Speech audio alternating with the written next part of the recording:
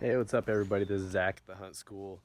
I thought I'd do a little video and show you guys some of the do-it-yourself methods for Euro mounts.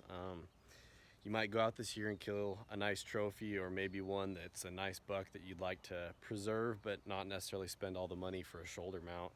So there's some really cheap methods of doing a Euro mount, which in my realm equals free. So here's some of the ones that I've done. This is a mule deer.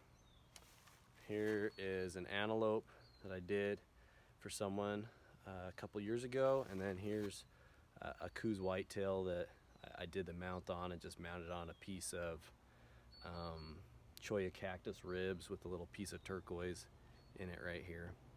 So they turn out really good, they're easy to do, and they are free. And I'm going to show you guys a little bit how you do it. It's dependent on climate, temperature, the outside temperature, but it's actually really easy and pretty clean. So here's one that's in progress right over here. Okay, so this is a buck that I killed in Canada last year. I skinned the hide off and cut off as much flesh as I could, the eyeballs and everything, and because it was the dead of winter, it was late November last year, I ended up just bagging it up and putting it in the freezer, and then taking it out, it ended up drying, and so all the flesh was still on it. So come summertime or late summer now, I decided I wanted to clean it up and make it like those other mounts you just saw. And so what you do is you just soak it in water to rehydrate the flesh, and you leave it outside. So it'll probably take, I don't know, a few hours to a day worth of soaking it, and then you set it out in the sun, not in water, and let flies lay eggs all over it. It's pretty gross, but it works good. So what you do after that, after the flies have laid eggs all over it, is you bag it up, and it's really important to tie it up tight as you can around the base of the antlers, and try to have all of the parts of the skull actually wrapped inside the bag. And then the reason for hanging it the way I did is, what happens is the maggots will, as they go through their larval stage, they eat the flesh to help them turn into a fly, and as they hatch and they go through their metamorphosis, they turn into a fly, they'll lay more eggs inside the bag. And what happens is those little maggots eat all the flesh off, and it falls to the bottom, and so what you end up having is like a heavy, dense, nasty sludge of stuff down here, and then what you end up having on the inside is a bare skull. So I'm going to unwrap this one. It's been sitting out for about a week.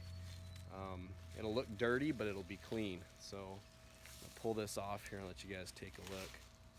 Okay, so as you can see, the inside nasal passages are completely clean and intact. All the sinuses are intact. Pretty much everything is eaten off of it. The brain's out of it. And really what you need to do at this point is hose it down, wash it, scrub it a little bit with a brush, and it'll be pretty clean, but it'll be a little bit brown. So the next step to getting it nice and white is degreasing steps. So basically just submerge it in a pot of water, kind of like everybody else talks about doing from the beginning.